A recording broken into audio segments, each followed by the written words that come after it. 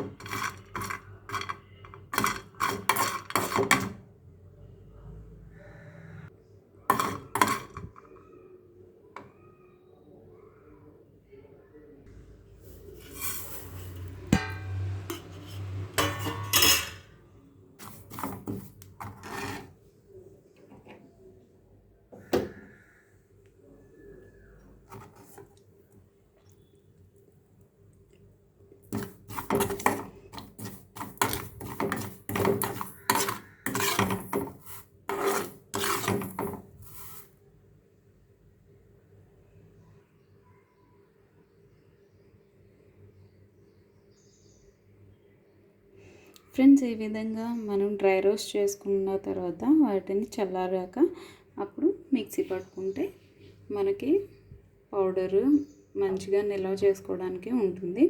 So ఇక్కడ మనం stove off చేసేసి ఉన్న హీట్లోనే మనం గసగసాలు అనేవి వేసుకుంటే అవి మాడిపోకుండా ఉంటాయి. ఎందుకంటే ఇవి తొందరగా ఫ్రై అవుతాయి కాబట్టి. సో చూడండి, నేను స్టవ్ ఆఫ్ చేసి వేసాను. ఆ హీట్కి ఇవి ఫ్రై అయిపోయాయి, రోస్ట్ అయిపోయాయి. సో నెక్స్ట్ ఏంటంటే, ఒక చిన్న టిప్ ఏంటంటే, ఇది మనకి ఎక్కువ కాలం నిల్వ ఉండాలంటే పించ్ ఆఫ్ సాల్ట్ అనేది మనం పౌడర్ చేసిన తర్వాత పౌడర్లో యాడ్ చేసుకుంటే పౌడర్ ఎక్కువ రోజులు మనకి ఈ మసాలా అనేది నిల్వ ఉంటుంది. సో దీన్ని ఏమి ఫ్రిడ్జ్లో స్టోర్ చేయక్కర్లేదు, బయటే స్టోర్ చేసుకోవచ్చు. కాకపోతే ఇందులో కొంచెం లైట్గా సాల్ట్ యాడ్ చేసుకుంటే మనకి మసాలా అనేది ఎక్కువ రోజులు నిల్వ ఉంటుంది. సో ఇలాంటి మరిన్ని మంచి వీడియోస్ కోసం ఛానల్ని సబ్స్క్రైబ్ చేసి పక్కన ఉన్న బెల్ ఐకాన్ని క్లిక్ చేయండి. సో మీకు నోటిఫికేషన్ రూపంలో ఏ వీడియో చేసినా వస్తుంది. సో మీకు నచ్చితే కనుక ఇది ఒక్కసారి ట్రై చేసి మటన్ కర్రీలో, చికెన్ కర్రీలో ఈ మసాలా వేసి చూడండి. టేస్ట్ ఎలా ఉందో ఖచ్చితంగా కామెంట్లో చెప్పండి. Thank you for watching.